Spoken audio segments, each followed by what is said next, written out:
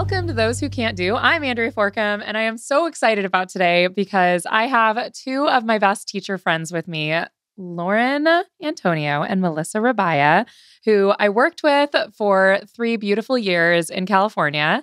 And they have been teaching almost exactly the same amount of time as me, but you guys actually started together, right? Like same year? At the site, yeah. But I only had the joy of joining you guys like mid-pandemic. It was fall of 2020 that I started working with you guys. And I didn't get invited to hang out for like half a year, which I'm still a little salty about. No one was invited. Don't we were lie. on Zoom. Yeah, we hung out on our own. Okay, you guys definitely did hang out and had Zoom game nights because there was one time recently you guys were like, yeah, remember on Zoom during the pandemic when we played board game, that one game we played? And I was like, what are you guys talking about?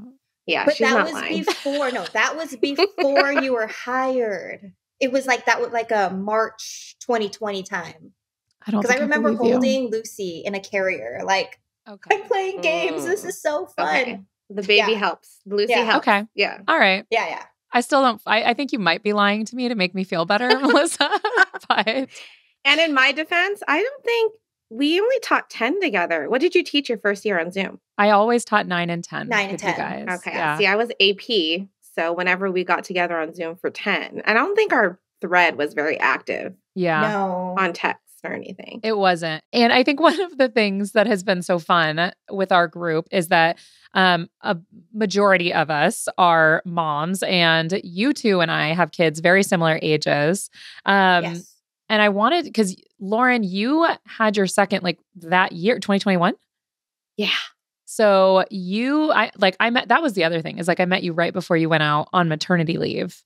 And then Melissa, your kids and my kids are almost the same ages, right? Because mine are 4 and 6 now, and yours are slightly 4 younger, and I think? 7. Okay. Yeah. I think So- our youngest are the same age. Yeah. Which is so cool. And I think that's one of the benefits of our little group is that we all shared that kind of pressure of trying to balance these things of being a mom and being a teacher. And I never really recognized before I had kids because I taught most of the time, like I taught like 6 years before I had my first. And so I hadn't really considered how it was going to impact my teaching. So do you guys feel like something has changed for you as a teacher since becoming a mom? Yes, definitely. I think what we prioritize, like before I was completely okay with if I'm going to have to spend a day grading, I'll do it. If I have to spend Sunday lesson planning or grading those assignments that I need to grade, I'll do it. But now it's like that cuts away from the time that I can spend with my family, which is already shortened because, you're at work and then you come home and you're already so tired. Like the weekends are the times where you're actually somewhat rested. Yeah. And you want to give your family that whole attention. And so, if I'm not going to get to those essays, if I'm not going to get to that lesson plan, it is what it is. I'll figure it out. I'll do it, but it just won't happen just then. Yeah. I'm the same way. I feel like I was so much more willing to sacrifice myself, my time, my money, everything when I was a lot younger and I didn't have kids because, my whole life was basically the job. Yeah. I'm like, it's these students, it's the job, it's the way I'm going to change the world. And it's not like I don't feel that way anymore. I just am now focused on when I'm at home, I'm going to focus on my home and my family and my direct legacy, as opposed to what I hope will happen with my students. So definitely the sacrifice has changed. And I'm going to be honest, my patience level has changed, which sucks because I feel like you guys can probably attest to this, but you use all your patience with your students. We have like almost 200 students like daily, and you're like letting so many things go and kind of like, I'm not going to fight that battle. I'm not going to fight that battle. Yeah. And especially during our stressful times of the year, I'm coming home and I'm like, I feel so bad because I have nothing left sometimes for my own children, which I hate it. It's the worst. I think there have been a few times where I've told my kids, and they're 4 and 7, so not like they're going to understand it. But, I've even said like, oh, I have to lecture sometimes 140 students, 160 students, correct their behaviors all day. And the last thing that I want to do is be like mean mommy. And they're looking at me like, what? Yeah. What do you mean? And I'm just like, can we just get along? Or do I not have to repeat myself like 6 times for you to eat your dinner? Right. So that, I don't end up giving you that voice that you don't like. And I'm not, yeah. I feel like the patience piece, I have that sometimes, usually in my like most stressful times, like you said, Lauren, like when I'm already like at a 10 and I come home, like I cannot do any more like emotional, like it's too much for me. But what I notice, I think the most is my decision fatigue is crazy during the school year, where I like am making so many decisions throughout the day that when I come home and they're like, what can we have for a snack? What's for dinner? If I don't do like actual meal prep and meal planning, it shuts me down completely. I'm like, I can't, we're going to have ramen. Probably. I don't like the garbage food that we end up eating just because I'm too tired to make a decision. Like it's not even that like, cause I enjoy cooking. So it's not that I'm like, oh, I'm too tired to cook. It's more, I'm too tired to make the decision of what I need to cook. Therefore I'm going to make something that does not require any decisions. Like chicken nuggets it is tonight, my guy. Like that is so real. So real. We're just always on picky eaters? Oh my gosh. So because that's like another layer on top of it, because you just want to make dinner and you just want everyone to be satisfied. But then like the other layer is like, I mean, my youngest will just eat pasta and cheese or just rice. And I'm like, that's Avery. Just carbs. That's Avery. Yeah. Like, what am I supposed to do with that? I know that is not nutritionally, like, that is not sound. You need a vegetable, you need a protein, but it's just like, I'm too tired to consider more. I'm not going to fight you on it. And I'm not going to fight. Yeah. We're not going to. Yeah. I think that's the other piece of it is the decision fatigue matched with knowing if you make a certain meal that has all of the things they should have, it will be a fight with one of the kids, if not both. And so my daughter is like a garbage disposal. She eats everything that I give her, bless her for it. Like she will eat whatever.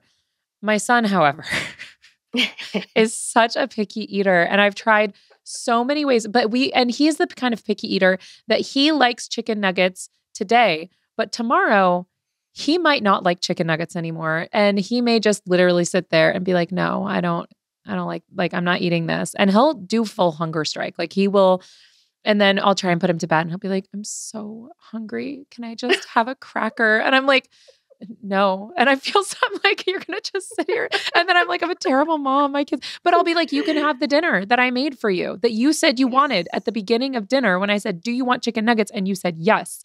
Mm-hmm. And so I made it. And now you're laying here and telling me you're hungry.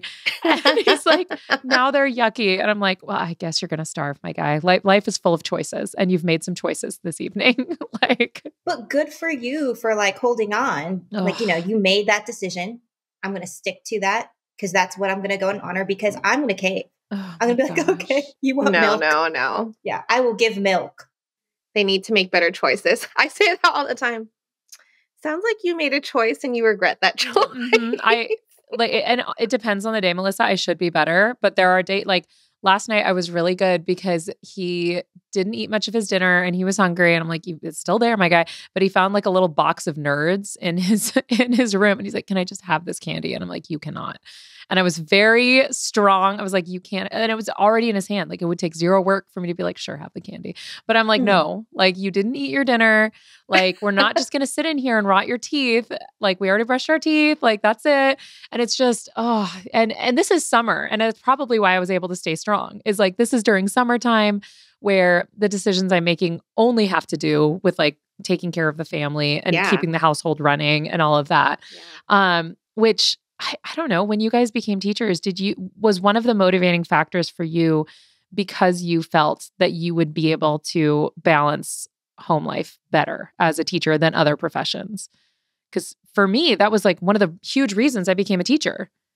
Absolutely for me. I very naively thought I wanted like 4 or 5 kids. I wanted to be home when they're home. Because I don't know how your experience was growing up, but my parents, immigrant parents, so they were working almost all the time. So I wish I was with them more. It was mainly the weekends that we were like really able to have like that family time. So I wish I was with them more. So I was very intentional about, okay, well, are we going to talk about why we decided to become a teacher? Yeah, let's jump into it. Yeah, let's go into it. So family-wise, I knew I wanted to be there for my kids. I wanted to make it to as many things. I wanted my schedule to be their schedule because if they're off, I want to be off. I want to be with them. So that was a huge factor for me. We can address that part. Melissa, what about you? I don't know like why I kind of fell into teaching, but it definitely I wasn't thinking about the time that I would be home.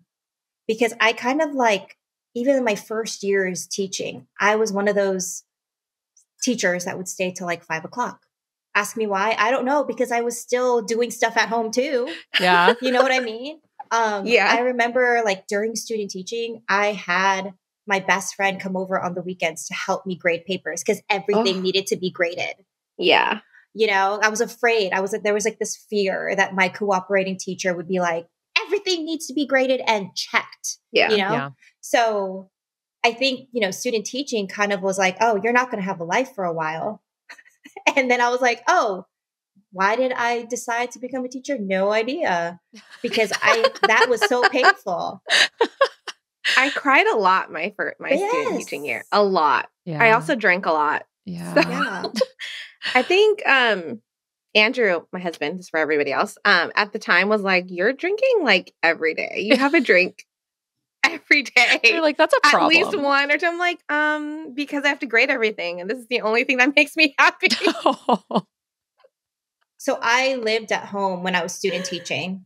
And, you know, my parents would be like, is it sound how you're grading? Because you need to have a glass of wine every time you do it. And I was just kind of like, it is very sound. It's the most sound. My needs need to be met. You know what? It's so funny. I was just talking to somebody yesterday, and he was like, man, when I was in school, there were never any hot teachers. And now I go on social media and there's all these like young hot teachers and blah, blah, blah. And I was like, here's what you're seeing. You are seeing young hot teachers from years 0 through 5 who are right now making the lifestyle choices that in 15 years, they will look like the teachers you remember because we pickle ourselves. Teachers drink very heavily. Most teachers I know drink. And I think it's a lot of like what you guys said, where it's like the stress element and just the fatigue and all that. And it's like not the healthiest coping at all. Like we're not promoting that, but No. it is very like, it is just like when you have such a high stress job and you get home and you're trying then also to do more work. And I remember the same thing when I first started teaching. I remember I was so hilarious now to think about. I was so excited because I had my students hand write this prompt, and I brought it back. And I went to a friend's house who was having a movie night, and I brought my grading with me because I was excited to grade. Like I was delighted to read what their little young minds came up with. And now I'm like, ew, like why? You know why did I do that? Like why I did have a picture of me at Disneyland grading. No. You know what I mean? Yeah. I don't know why. Like, because in my mind, I thought, hey, while you're in line for your, 45 minutes, you might as well grade. Oh my gosh. Were y'all tight with your, like, I guess, classmates, colleagues when you're student teaching? Because I remember getting help from Andrew grading and like, drinking with him and like him going through it. But I didn't have any like teacher friends that I would meet up with and commiserate with. Not really. Well, my boyfriend at the time was also going through student teaching. So we kind of were doing it together. And he was also he was, trying to do English as well. So we had that aspect in common, but I never helped him grade. He never helped me grade. We had like the same feelings. We would talk about that, but we didn't help each other. Probably why we're broken up, but, But can we talk about how like you don't get paid for all that time? Yeah. So like I was working like legitimately, I was private tutoring. I was working at Kumon. And I think I had another, I can't remember my other side hustle, but I was like, there's just no way. So no wonder I was drinking. Yeah. Wait, what's Kumon? What is that? It's like a tutoring center. Oh, Yeah. okay. So there's okay. like a specific program. It's math and reading at your level. Okay. So you like test in Gotcha. and then you just have work. Is it twice a week, Melissa? The kids come in twice a week. And I know this because both my kids are in Kumon. Okay. And it's supplemental to math and reading. Okay. But it's expensive. Well, and the fact that we as teachers are expected to work for free for 6 months is absolutely insane. That is one of the things that like I would like when I think about my goals of like what I want to do during my career, one of the things is to somehow create like an endowment or a grant that pays student teachers for their student teaching time. Like if nothing else, just enough to pay rent, because it's insane that we're asking teachers to go into massive amounts of debt. Because a lot of programs, and I think the one that feeds into the school we worked at together requires them or tells them you're not to be working during this time. Like there are programs that tell you that. And I think that's so insane that we're having these expectations to force people to work for free for 6 months. Like that's just absolutely insane. Which is also the reason why I didn't do student teaching and I just jumped right in. I was going to say you bypassed. Yeah. I did. And suffered for it. Like it was miserable. And I didn't, my first year was a struggle. And I also didn't have the kind of like collaboration, peer support that you're talking about because I worked with a couple of people in my department who had been teaching for maybe like 40-ish years. And so they had a very traditional way of teaching. So it didn't feel as helpful when I would sit and talk with them because their styles were so different from mine. Whereas like when I joined our team and I got to like really see what it was like working with people who were passionate about like growing their teaching practice and making it sustainable, it just blew my mind. Even though I'd already been teaching for 6 years, it still blew my mind. And I just think about how lucky Denver was to have us. Like, God, Denver's so lucky. She knows. She knows. She's aware. Yeah. So our good friend, Denver, who's the youngest of our group and also was at the school as a long-term sub. And if you guys have been following me on social media, there was like a string on my last year at the school that I just had this whole string of like, damn it, Denver videos because she was her first year officially at the school teaching and stuff. And I just thought it was so cool, both in my research that I did when I was doing my dissertation, but also just kind of working with each other, seeing how helpful it was for all of us that like Denver would literally text our group chat in the middle of class being like, I can't, like, or something like that. And like whoever could go would go and watch her class so she could like cry in the hallway for a few minutes and go back. And that probably like, I feel like that might sound crazy for people who have never taught, but I don't know a single teacher who did not cry in the hallway at some point their first year teaching. Like, you just hit a wall and you get so overwhelmed and it's like, I cannot like, I can't face these kids anymore. They're so mean to me. Like, it's so terrifying. So if you guys could go back and give yourself advice in that first year, what would you tell yourself to change? This sounds so terrible, but just a simple phrase like, it's not that serious. Yeah. Which can be negative and positive. I think more so for me was I took everything to heart. Yeah. My first couple of years. Anything a student said, if I didn't reach a student, I felt like I failed them. I blame all these movies about teachers that make you feel like you're going to change like every single student. And if you don't, like you're the problem. Yeah. But I was just so hopeful and not like I'm not now, but I was just very like delusionally hopeful my first couple of years. And back to the whole grading thing, I would take all 5 of my classes. Each of them had a notebook in crates. I would take them home. Yep. Like, why did I do that? And I was just like, they're going to read it. They need my feedback. They need they don't care. Guys. They don't care. They don't read it. Yeah. So it's not that serious, and realizing like for a lot of these things, you care a lot more than they do. And it's okay. It's okay. I think, I feel like that almost is like, it was an ego thing for me, is like, I was giving them the gift of my knowledge. Like my truth nuggets were going to be in my feedback. Yes. And like of course why wouldn't they read what I have to say?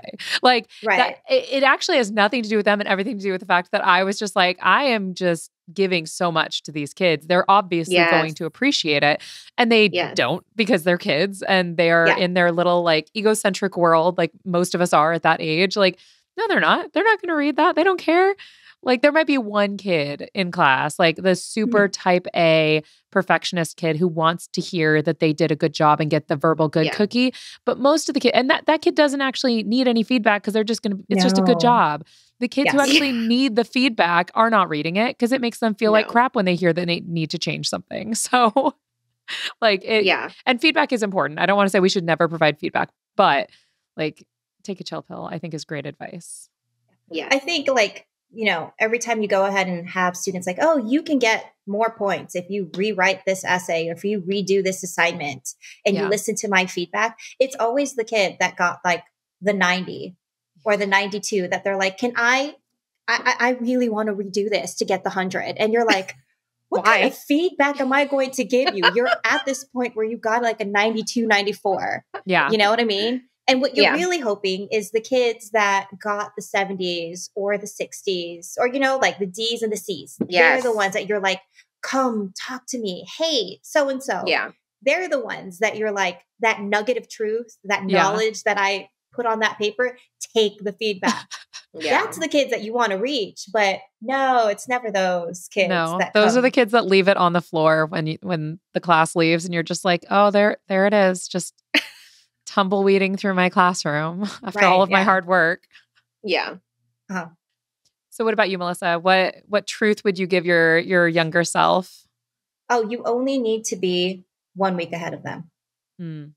Ooh, that's a good one. When they gave you the material during summer, you were like, I'm going to read every single book right now. Yeah. I'm going to start lesson planning right now. I'm going to have some type of unit already ready for them. Mm-hmm. And like that need to go ahead and try to do that.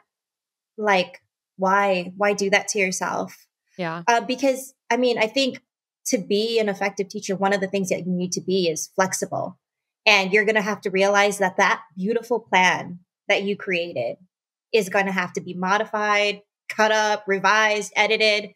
Yeah. Because it's not going to necessarily work exactly how you want. But I remember as the first year teacher, I was kind of like, no, I need to read all the texts right now. I need to start lesson planning. I need to know what I'm doing in like a month. Yeah. Yeah. Day 1 to day 30. It's crazy. You know? It's insane. Well, you know, it's so funny too. I think that's the thing that there's a couple of states that have pushed out laws about making the like lesson plans available for the parents for the entire year ahead of time. And I laughed so hard when I read that because there's just such a fundamental misunderstanding of what it is to be a teacher. Because if you've never been a teacher, you don't understand that like you simply that would be a lie. You might successfully communicate what you're doing for the first week or two. But after that, it will not be the same. And but if you've never taught before, you're like, well, what are you hiding? Like, why don't you want your parents to know? And it's like, no, it has nothing to do with that. It's that it's going to change. Like there's no possible way and no possible effective teacher that could do that because your kids are going to come in and you will have the greatest plans and it's not going to be the same. And by the way, even if it was the same for one of the class, as secondary teachers, we're teaching 5 classes. Like you might be right on for this class, but the other class is going to be on something completely different. I mean, I've completely changed like I might be teaching English 9 in first period and sixth period almost always needs things to go slower. We need to like have some extra razzle dazzle and movement in class. Like we're not we'll have the same assessment at the end, but how we get there is going to be drastically different. So I think that is, I think, a very helpful thing to learn and one that I definitely did not learn for a long time because I remember stressing out my first year because I sat with those old guard teachers who were like, we would sit down and we'd have the paper calendars, and we would kind of like what we did, where we would map everything out and have like the big rocks of like, okay, here's where we're going to have all of these assessments. And I'd be like, okay, but what are we doing in between? And they're like, well, we'll get there. And I'm like, what do you mean? Like, what do you mean we'll get there? Like, we need everything.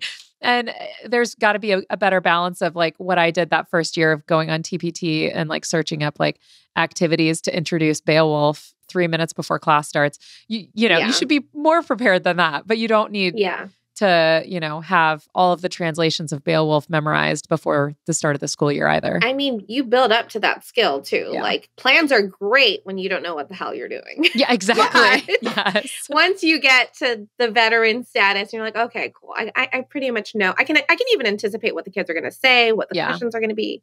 Yeah. So that's helpful. But yeah, that's good advice. And I think that's the experience, right? Because I remember my first year teacher having kind of like a checklist to make sure that all the things that I had planned out, did I actually do that? Yeah. Like as I went through the period, I'd be like, okay, yes, I did that. All right, move on to this. And maybe that was just my brain needing to have, it feels good to check off things off the checklist. It does. You know? And I remember just like, okay, this is what I need to make sure I need to do by the end of this period. Because pacing, like you can't, you know, it varies from period to period, but the pacing of how a period should go, like I couldn't get that down the first few years. Yeah. Yeah. There was always something that was left on the table. Yeah. Which leads into back to the teacher team thing and why Denver is so lucky. Like we were able to tell each other, hey, this took a lot longer than expected, or hey, that was trash, scrap it. Like, let's not do that. Or be mindful of this word that's going to appear, you know? Yeah. So there's so many things you learn over the years. And I think just for people who are less familiar with the way that our group kind of worked is we would meet every other week for our professional learning community, our PLC group.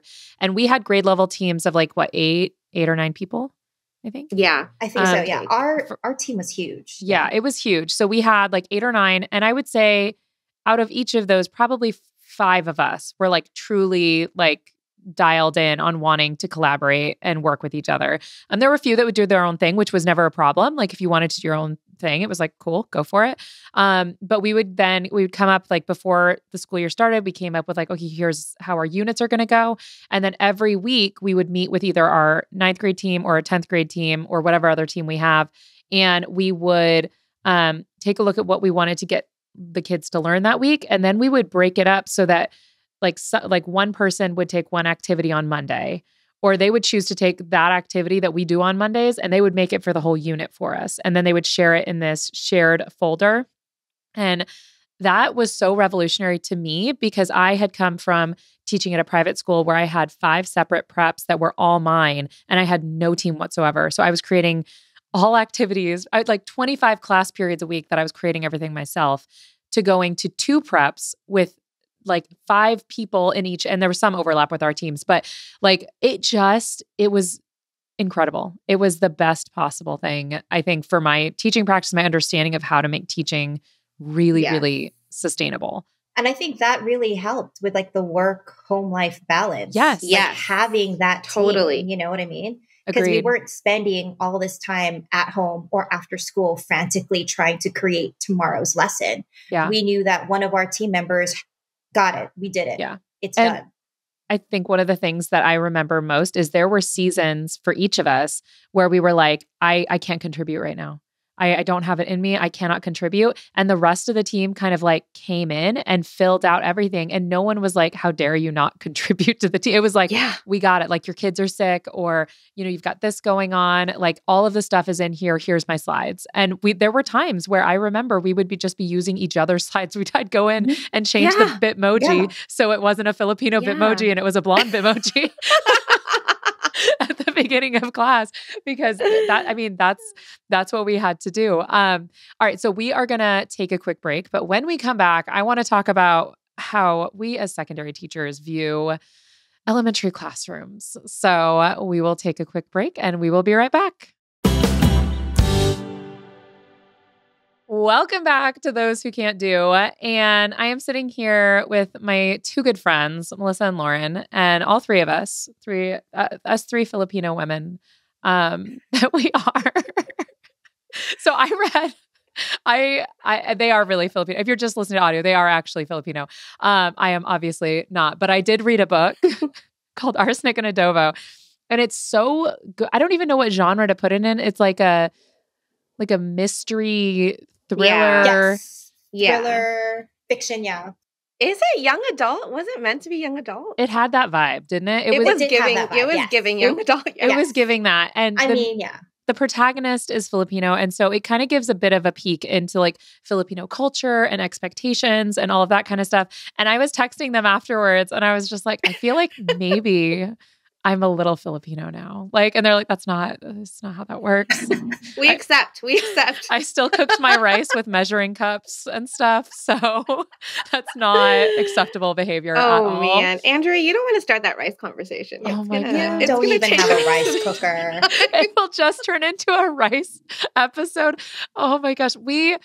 I was cracking up because I think I sent it to you guys. I saw a video that was this girl watching her white friend make rice and how painful it was for her. And I was so confused by it because she made rice the same way as me. Like she like, okay. And if you're listening to this and you're like, well, how is she making rice? So number one, she took out a pot and she put it on the stove, and then she took out a measuring cup and she measured the rice and put it in a colander and rinsed the rice and then put the rice in the pot and then measured the water and put the water in the pot. And then she simmered it and cooked her rice. And to me, that is how my mother made rice. Like that is how I grew up making rice. And apparently I did not know this, but this is the way the white people make rice. the white people. In our team, am I the only one who's like 100% white? Yes. So I texted our group chat. Wait. Is Denver? Forcus is, yeah. She didn't participate much in the rice cooking discussion, though. No. Yeah. So I texted the group chat and I was like, guys, I'm going to be so for real right now. I don't know what's wrong. Like, what is she doing? That is so terrible. And Lauren was just immediately like, everything. She's doing everything a different way, because now and the fascinating thing to me is that I think everyone in the chat had a different way of cooking rice. Yes. Yeah. Which was also interesting. But the main thing I think that made it like the white people way is using a pot, like a rice cooker. And butter, right? There was like butter. I think she added butter after. Have you had butter? That's a hard pass so for me. Good. It's so good. Melissa looks so horrified right now. Yeah. I think when I watched the video, I was like, oh no. Like that was my thing. And I was like, yeah, put that butter in there. Like, Melissa looks concerned. She's going to remove me from the group chat. Yeah, that was the main thing, right? It was just like that. And then also like there's measuring with your finger, which is apparently how a lot of people do it. Yeah. But I'm like still Filipino American. I'm still treading that line because I don't use the finger. Yeah. I look at the rice pot. Right. So. But Melissa, you use the finger to tell the depth, right? Okay. I actually I can do both. I grew up using I used a measuring cup, but then when I started dating my husband, he was like, what kind of Asian are you? That's not like you use your finger and you go up to here. And I looked at him and I was like, what do you mean you use your finger? Yeah. Like, how is that measuring? He's like, you do this. And I was like, all right. And then he taught me, and then that's how I do it now. Yeah. And I made them send me videos too of like walking through how to do it.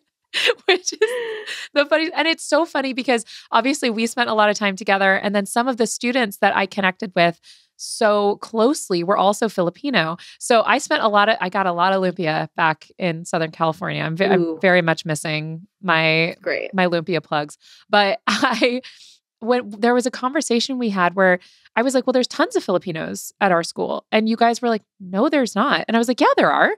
And then I looked up the statistic and it's like, what, 6% or something? It's a tiny percentage, but like 80% of my time is spent with Filipinos. So I was like, oh, I guess it's not like 30% of our school population, but you guys are actually like representing kind of one of the minorities at the school. as Filipino teachers. And how has that like impacted your teaching practice being like Filipino and in an area that is not overwhelmingly also Asian American either? They get so amped, right, Melissa? They're like, Yes. they're always like one of the first, especially just if they're Asian in general, one of the first few questions are you Filipino? Like they want to confirm that you are theirs. I love that. And I'm like, well, what do you think? And I like to mess with them and stuff. But yeah, they get so amped because I don't know how your experience growing up was, but for me, I had 3 total Asian teachers, period. My entire like K through 12. 3. I think I had like 2. And I think all of them were math teachers. Actually. Yeah. One of them was like chem, but the other 2 were math. So I'm just like, that's insane to me. The tie-in with like the whole Asian thing was like, we're so heavy on education being important, yet there's so few of us working in that career field. But I think it's kind of like the stigma that exists with teaching. With teaching, you know what I mean? Like, because and I think my parents now at this point understand what I'm doing as a teacher. But when I told them like, I want to get an English education degree, they were stumped. They were, especially my mom, she was not happy at all. She thought nursing was going to be my profession. Yeah. That is like a hardcore Filipino thing. Yes. Like you both have a lot of women in your family that went into nursing, right? My mom is a nurse. Yeah. She came here because she got her nursing degree. Okay. Yes. That's the same thing with part of that flux. Yeah. The influx. Yeah. So do you guys think that part of the reason that there's not a lot of Filipinos that want to become teachers has to do with the pay? And they know that like, absolutely. It's like, especially if you're like, absolutely. If you're, a first generation immigrant to the US and you're like, I came here for a better life. Let's not take a job that pays so little. They work so hard to get here. Yeah. And then my mom, like, she sponsored her siblings to come over here. So she like not only worked for her immediate family, she worked for her family back home. Mm-hmm. So she's a little bit more understanding, I would say. Like she is a nurse, or she was a nurse. My parents are both retired now. But her mom was actually in education, and she was like a superintendent and whatever in her province. So she got it a little bit more. But my dad, the provider, he was like, this is what you want to do? Like, are you sure? Are you sure? So it's interesting. I think I remember having one of those conversations with my parents about, becoming a teacher. And it was during student teaching, and I needed to grade. Like always, I needed to grade. And I knew that it was going to take me a few hours to grade. And we had just had dinner together because I moved back home because, we don't get paid. And we're sitting there and it's the 4 of us. And my sister's a nurse and she's on night shift. My mom can understand her plight because my mom was a nurse who worked night shift. But mind you, my sister had already slept the entire day. And it's like 6:00, we had dinner and my mom goes, all right, well, Melissa needs to do the dishes. And I look at her and I go, I have something I need to do. I need to grade. I need to lesson plan. I'm probably going to be up all night. And then I was like, can Gabby, my sister, do it? And my mom goes, no, she worked last night. She needs her rest. And in my mind, I'm like, she slept all day right now. Like she slept all day. She's had enough rest. Yeah. But it was the not understanding. And then I think my mom said, well, you picked your profession. So now you have to live with it. And I remember like thinking in my mind, like, why do you look like so negatively at what I decided to do with my life? And that was like my first year teaching, right? Now my mom gets it because she's seen me throughout the years and what I've struggled with. But back then it was still like kind of like a resentment that I didn't pick the chosen profession. And they just don't get the load. Yeah. They just don't like, because so many people, they go to work, they clock in, they clock out, and then they're done. They could do whatever. Like, no, our minds and our brains are just always going, like always. Like we're off work, but our brains aren't. Right. A lot of the time. Like there's so many things to do. Right. Melissa, but I'm glad to get it. Yeah. Now. Yeah. Melissa, you said chosen profession. What was the like chosen profession that they wanted you to go in? Was that also nursing, or yeah. okay, nursing? I actually ended up I went to like Cal State Long Beach for their nursing program. Oh, wow. Because I wanted to get into that, but it was so impacted. And then I think after my first year, I was kind of like, well, I'm going to have to be at the school for X amount of years to do nursing when it's not even what I want to do. And then I ended up choosing, like, I was really good with English. So I ended up switching majors. But yeah, that's how I ended up kind of in the education realm. And I liked kids. I liked older kids. I did not want to deal with elementary. So that is the perfect transition, since I did tease before we went to break that, and then we got into rice again. We just can't help ourselves. I did tease that we were going to talk a little bit about like elementary classrooms. How did you guys decide secondary was going to be where you wanted to go as teachers and not elementary? Because like for me, it was like never an option to do elementary. I did a little bit of Sunday school. Okay. For church. So I would teach a little bit of the little kids, and I love them. But once a week is like great. That's perfect. The everyday, I don't know. I don't even think I ever considered like I'm going to do elementary. So what did it for me was because my parents worked a lot, because they are like an immigrant couple that the adult child relationship was a little different than what you would normally assume here in America. So it was very like strict, very like you do this, I do this is your role, this is my role. So when I got to high school and I was actually able to speak to adults, my teachers, about my actual personal thoughts and how I was feeling and things like that, and actually show who I really was, like as a person, as a human being, I was like, this is really cool. Like I would love to be this person especially since coming from the Asian community, most of us have the same experience with our parents. Yeah. Mm-hmm. So if I could be that for those kids, for whoever is willing to have me fulfill that role, I would love to do it because it was so meaningful for me. Yeah. Like I remember crying to certain teachers. They knew some stuff. Yeah. Mm-hmm. And things I would never, ever tell my parents. Right. Like to this day, I'm like, please don't listen to this podcast because now you're going to ask me all these questions. Yeah. So, I mean, that was a big part of why you became a teacher, was just because you had that person that you felt like, okay, cool. There's at least one place I can talk about what I actually want to do with. Yeah. And those teachers that I relied on or like leaned on, I'm still friends with on Facebook. I can't call them by their first names. Never. Literally it's never. Freaking weird. Yeah. It's so weird. I'm like, you're a teacher now. Can you please call me? Yeah, no. Like XYZ. I'm like, no, thanks. So I ended up working with that person who was that person for me in high school. I worked with her at the school before I came and worked with you guys at the small private school. She was my department head for a while.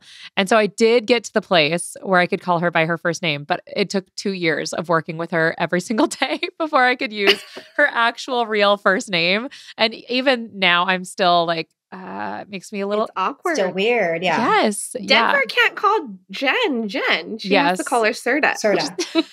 Which is hilarious. That's our department head who taught Denver. And I'm actually going to have them on in a couple of weeks together, which I'm very much looking forward to as well. It's just to have them talk about what it's like to kind of make that transition. Because it's weird when you go from like student teacher to like peers. So we have a video that we are going to watch. It's from Schoolgirl Style, which I have come across her stuff before on Instagram.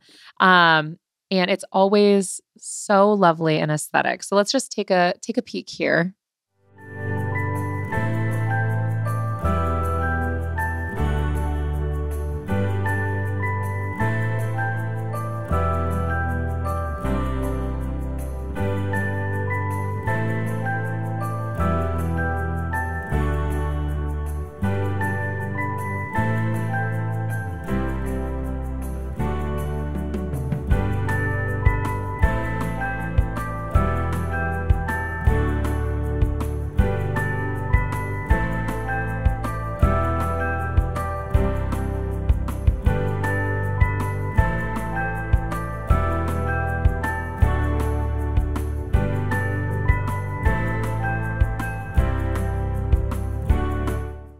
So if you're not watching the YouTube version and witness what it was the most beige. It was the most. My students would, even if I had the money, the way my students would destroy me. I had like one corner with an aesthetic similar to that, and I never heard the end of it. They roasted me relentlessly about it. Wasn't it one of the students said, you look like off of like the first impressions, the first day, so, after having our day together, didn't one of your students say something along the lines of like, you look like you go to Home Goods and you buy a bunch of live, laugh, love posters? Yeah. One other kid said that they thought I probably have a white and gray kitchen at home. And then I did. I do have still currently. Isn't it that there's a new term for it, like gray millennial? Yeah, it's millennial gray. And that Yes. it is accurate in every way, shape, and form. No, but like that. So schoolgirl style, I believe, correct me if I'm wrong, but I think that she sells kits that you can use to like create a very specific aesthetic in your classroom. And so you can buy like a corkboard kit to make your corkboards look like adhere to that aesthetic. But if you were like, that classroom was so stunning, like so beautiful. It didn't feel like a classroom. No, it felt it's so beautiful. It was so lovely. And this is zero hate whatsoever to the creator there or anything like that. It couldn't be me, because if I had a classroom like that, number one, the money for something like that. Yes. Was there like a paper chandelier in the middle of that classroom? It looked like it. Yes. They had a bunch of like those, like a little lantern thing. Yeah. Well, there was a lantern, lanterns. but then there was another one that looked like an origami chandelier or something, like they had like put together in the midst of the paper lanterns that were all various colors of beige everywhere. Like, it's just it. And kids are so disgusting. Yes. Like, it would get I buy things off of Temu and it's like broken like 2 days. Not because it's Temu. I mean, it's Temu quality, but I mean, it could have lasted a lot longer, but suddenly like it's missing something. Or falling off my wall because they've decided to try and like shove tahini packets behind it and hide tahini packets, or draw Among Us characters on it, because all of that stuff is like paper material pretty much. Yes. Kids would destroy it. I'm sure that I guarantee you, there are teachers who are like, well, I don't run my class in a way where I allow that kind of behavior, but I am very type B too. So I'm just going to, I could start off maybe the first couple of weeks with it looking the way it did in that video, but it would even on my doing, it wouldn't. Yeah. But I think like just the amount of time that I spend making my classroom look nice, like I don't know, like I don't care enough to do that. Like I want it to look decent. I want you to feel comfortable. I want you to know that it's clean and sanitary and all that. But like just I don't have the money or the funds, or I'm not going to spend the energy, like the hours to make my classroom look like that. Yeah. But I think that's like maybe that's like a slight difference, but I know that there are like elementary teachers, and more power to you, that can really make a beautiful bulletin board. Yeah. I don't think my kid, you know what? Maybe it is also my kids wouldn't appreciate a beautiful bulletin board. Yeah. They would do what you would say. They would go ahead and put like the tahini packets or a draw on it, or you know what? Lean their heads on it and put like, it wouldn't last. And the appreciation for it is not there. Like my little library nook area, like how much trash I would find underneath the rugs. My God. Yeah. Or like, I spent time to make this cute little library nook. Here's where you're going to feel like you can read your book comfortably. And then I find trash, just trash, literal trash everywhere. Yeah. Gum sticking out of places. Yeah. All my books are a mess. Yeah. No, there's just not the time. Yeah. And I know elementary teachers that also do like full classroom transformations for different, but I kind of get it, because I think about the way my kids react to some things and seeing the wonder in their eyes and all of that. Like my biological children, not my student children. And like how excited they get and all of that. And that is so rewarding. So I do kind of get why they do that. Whereas if I I used to do my super great Lord of the Flies interactivity with the streamers and all of that. And kids would act suspicious. Like there wasn't the wonder in their eyes. There was, why are you What's doing happening? this to us? What's Yes. happening to us? Yes. Why are you doing this? Like I didn't get roasted for that ever because they actually really liked the activity. But there was like just a general suspicion of like, is this a trap? Are you trapping me into learning right now? Like, yes, yes, we are. But I think that is probably a big part of it is like the way they process and the way they react to that kind of a thing is so different that it's not the same kind of like I don't know, endorphin, serotonin thing that you get as an elementary teacher when kids come in and are like, oh, now I want to learn about the sky and the stars. Cause like if I were to put up like little stars on the ceiling, they'd be like, lame. Like they just roast us. Yeah. I think like Denver like brought it up at one time. She was just like, do you ever kind of wonder where like you as a student, when it was like, it stopped being fun to learn? Yeah. You know, and like as an elementary kid, like I loved coming in and learning all these new things, you know, and the teachers did such a great job. And you're right, probably with creating that aesthetic that made me really, really want to learn. But like our high school kids are kind of like what are you going to do to us today? Like, what are we doing today? Yeah. You know, that like fun aspect or like, oh, I really want to dive in to this text. Right. I feel like puberty is, and I don't like, cause I don't want to blame middle school teachers cause God bless them. I could never. No. I don't think it's them because I think that they try and keep the magic alive, as much as possible and let kids be kids as much as possible.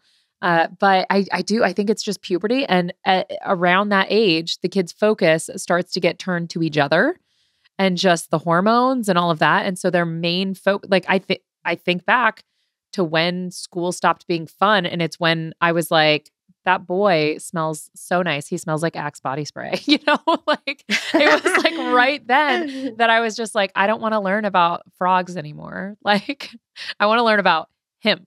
Like that was, I feel like the big shift. And I don't know that there's much that we can do to fix that. I mean, I think that the approach to learning when you get to secondary is just such a big shift because then we have to try and convince them that this is going to help them in some way instead of like, this is learning for the sake of learning. And then of course, as adults, we listen to podcasts that are like deep dives on like, I don't know, the Arctic Circle or something. And we're like, yes, I'm going to spend my Saturday listening to this. Like we do get that back somewhat, I feel like. Yeah. But it is tough as high school teachers to try and create that razzle dazzle for them.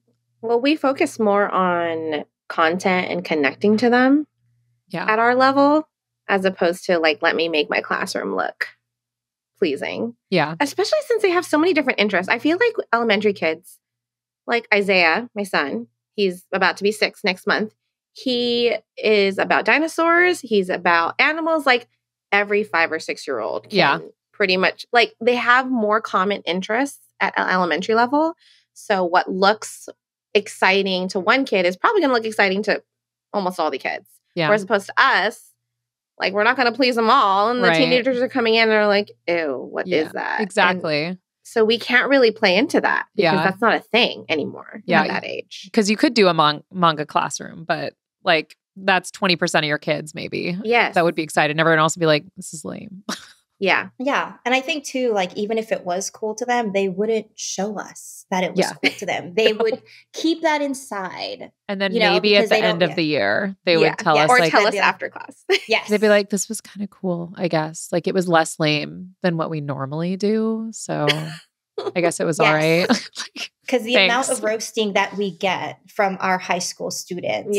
Relentless. Yeah. And the relentless. Worst part is like, it's so cuttingly accurate.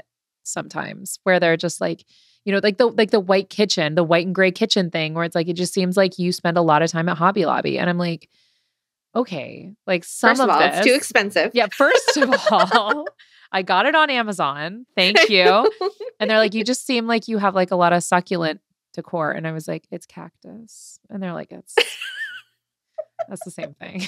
Like, But you know what I love about them being able to roast us? We can roast them right back. Exactly. Like Which they're we wouldn't be like going back to the elementary thing. Like we wouldn't be able to do that. Like I don't want to make a 5-year-old cry. I do that at home. Exactly. That's our home lives. We got to keep things separate. Okay. So one of the things we do is I try and get some advice for our listeners. Somebody submitted a question, so I want you guys to kind of take a stab at it. So how do you handle discipline issues when your administration puts students that have problems with each other in the same classroom? Whew. I had a situation at our school where I did not realize that these two kids had problems with each other and found out only after they got into a pretty serious fist fight because one kid I had sat next to the door and the other kid would go to the bathroom and we always kept our doors locked. So he would have to open the door for the other guy. And they literally did one of those like head check, like, what's up? Mhm. What's up? And then they just start punching each other. And I'm like, that's crazy. and admin like had never told me, like I had no idea because of like student privacy stuff. They don't want to be like, hey, these kids hate each other just for like the hot gossip. Like, so they didn't tell me and I didn't know. And so I unintentionally contributed to, like, I could have just moved him. He could have not been the guy by the door. Yeah. And so I tended to try and have them like opposite sides of the classroom. And eventually one of the kids got moved to a different class because it became such a big issue. But I don't know if you guys have had that where you've got some kind of drama like that in your classes. Other than moving them far away from each other in the classroom, kind of making sure, obviously, when they're working in groups, to make sure that they're not close to each other or in the same group. Yeah. That's helpful, but I don't maybe communication to home, making the parents aware that this is an issue. And if you could just make sure that when they're at home, you could remind your kids that when they're in the classroom, how to, but also having that discussion with the students first before reaching out to home, because it could be like, hey, they really don't like each other, but because they respect you, they won't start anything in class. Because I think all three of us have been really good with building relationships with our students. And that aspect in itself plays a big part on how they're going to act in our classrooms, even if they have like beef with someone else. Yeah. I think that helps.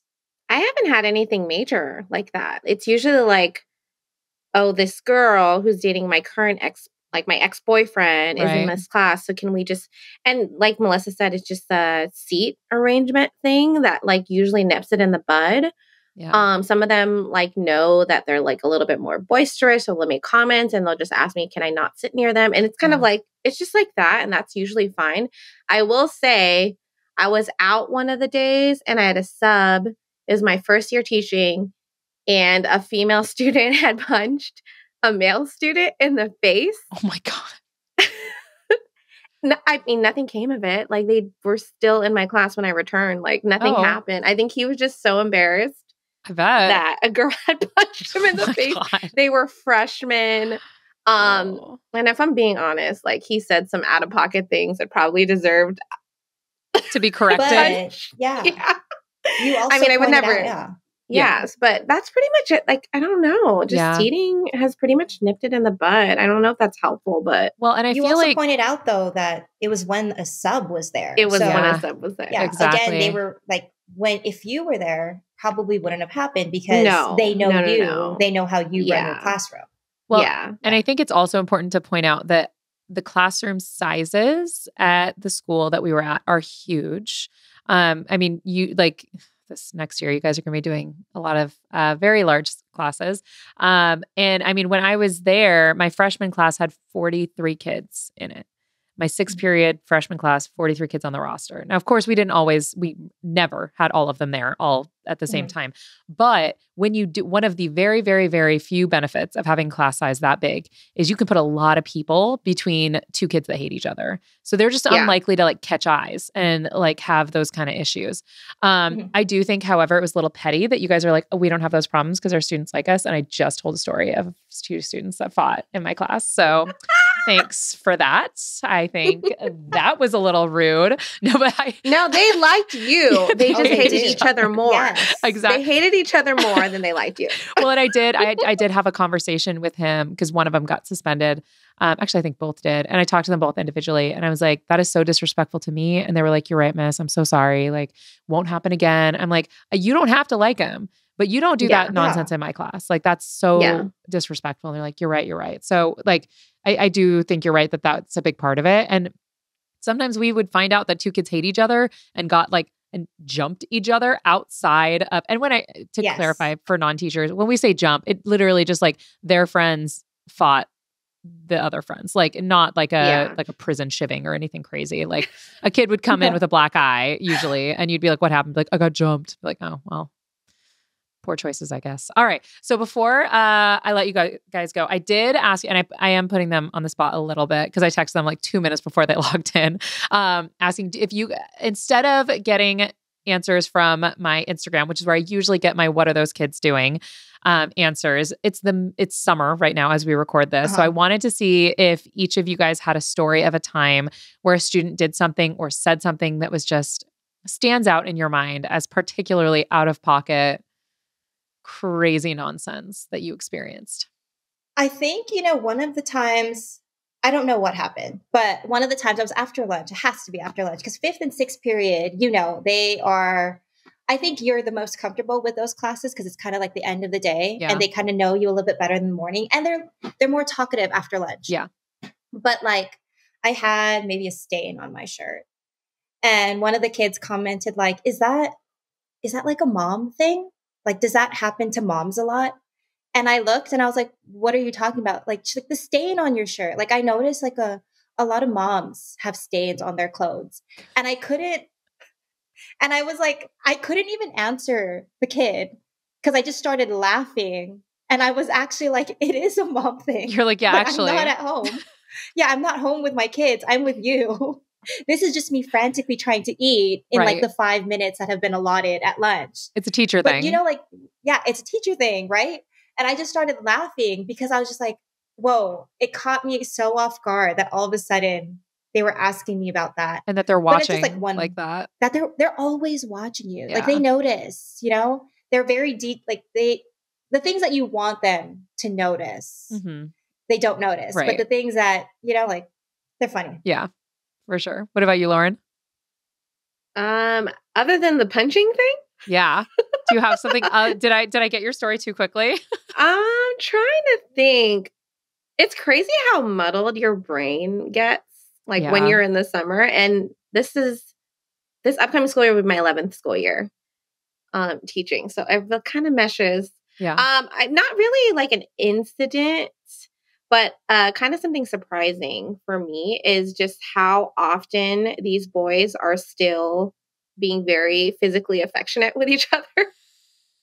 I'm just like always so thrown. Like, why are you holding hands? Like these guys right now? These like sophomores. These sophomores, specifically sophomores. They like to, I just love them so much, Ms. Antonio. They're always like rubbing each other's backs. And to clarify, and, these are heterosexual young men that are just there for snuggles. Yeah. And I'm like, okay, you know what? I support it. And they're always so surprised when I'm like, I support you. They're like, what? They're like, don't you're support not gonna, us. I'm like, I don't know what it is. I don't know what it is with sophomore boys. They just love I think I actually even had that where one student took a peek, like it was lunch just ended, right? 5th period's coming in. One person had like Kalbi beef and rice for their lunch and they were taking turns biting each other's piece of meat. What? And I was just kind of looking at them. Wrong. I'm so sorry. But I was staring at them and I was like, are you feeding each other? And they're like, yeah, we're hungry. And everyone else was kind of looking at them like a little strange. All right. Yeah. But they were like, that's my bro. I love him. He can have, he can eat my food, Miss Rabaya. He can eat my food. I love that. And I was like, you know what? Hey, that's your bro. You want to feed him? Go ahead. But we love to see I'll be it. like teaching and their hands are like across their desk going like in the air. Like they're just like sitting there going, you know what? I'm like, so for sweet. what? You're you know what? I'd rather them like loving on each other than slapping each Yeah, other. I guess Exactly. I love it. That's fine. Oh my gosh. All right. So before I let you guys go, is there anything that the peoples need to know that you're up to? Any, podcasts or public appearances or touring or No. nothing like that? Girl. Yeah. I will be at your local place with my 5-year-old and my 3-year-old. Appearing Probably live. sometime this afternoon. Right. Appearing daily. I'm going to be at Taekwondo. Right. Every week. Practice. Yeah. And did you guys want to share your social media tags or? So I have a teacher account, Ms. Antonio EC, that literally basically only my students follow, but it's open. I am there occasionally. So there's that. Perfect. And then Melissa, do you have a public account you want to share with the world, or you're just going to stay a super secret person? Yep. I am super secret. I have none. All right. Perfect. All right. Well, guys, we did it. We're coming to the end now. Thank you guys so much for coming on. This was super fun. I hope that all of you listening enjoyed me just hanging out with two of my best friends today. That's all it is. That's all it was. Yep. This is how we do it. Exactly. So that's it for today. Thank you guys so much, and we'll be right back.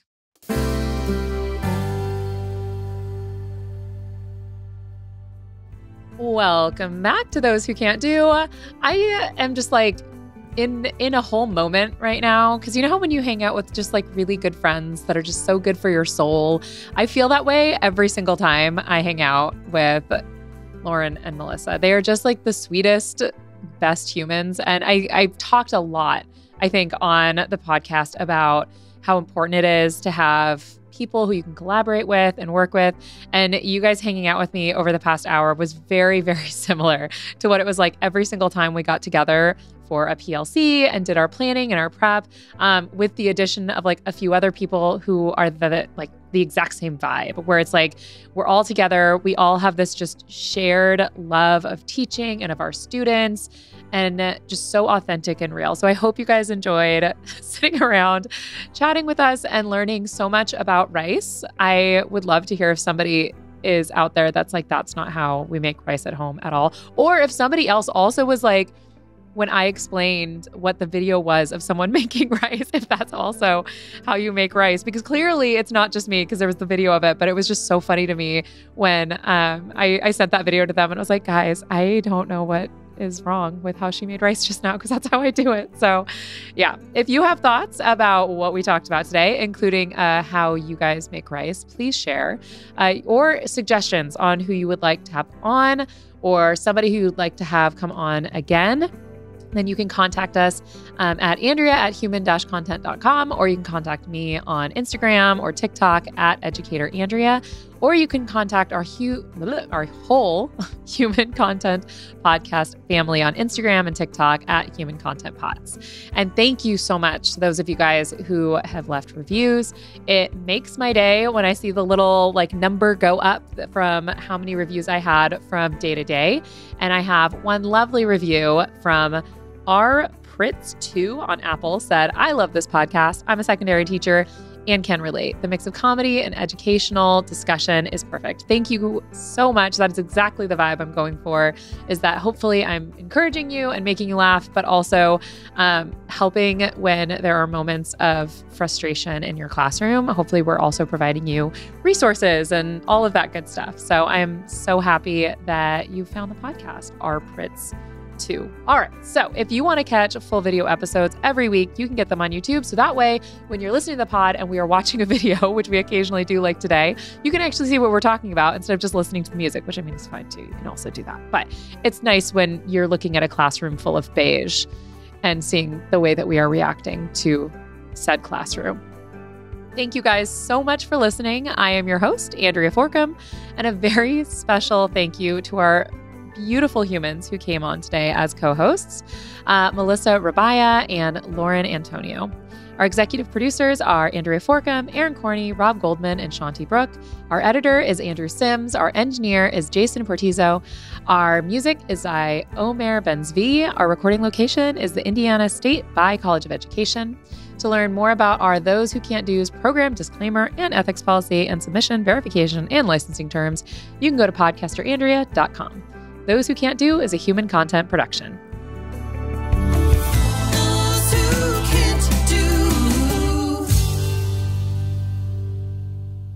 Thank you so much for watching. If you're like me and you're thinking, gosh, I really need more Those Who Can't Do in my life, you can start your binging right now by clicking on that playlist button right over there. New episodes are out every Thursday, so please subscribe and join us each week on YouTube and wherever you get your podcasts.